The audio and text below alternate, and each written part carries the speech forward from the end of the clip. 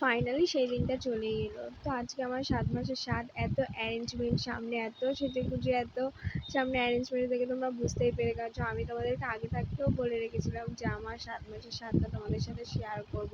আর সকালে যে মিষ্টির স্বাদটা হয়েছিল না, ওটা মানে একটা টাইম দেখে দেয় না যে এটা একটা শুভ টাইম, শুভ লক্ষণ, এর মধ্যে তাড়াতাড়ি শেষ করে দিতে হবে। তো এরকমই একটা ব্যাপার ছিল সেই দিনে। আমাকে খাওয়াটাও তাড়াতাড়ি, ভাত খাওয়াটাও তাড়াতাড়ি শেষ করতে হতো আর মিষ্টিটাও। তো ওই জন্য তোমাদের সাথে মিষ্টির স্বাদটা আর শেয়ার করা হয়নি। তো এটা দেখো মানে সবাই আমাকে তাড়াহুড়ো দিচ্ছিল যে তাড়াতাড়ি খেয়ে নাও, তাড়াতাড়ি খেয়ে নাও, টাইম চলে যাচ্ছে। তো তাড়াতাড়ি তাড়াহুড়ো করে খেতে বলছে না, আর খাও, কিন্তু খাওয়াটা শুরু করো টাইমের মধ্যে, এটাই বলতে চাইছিল।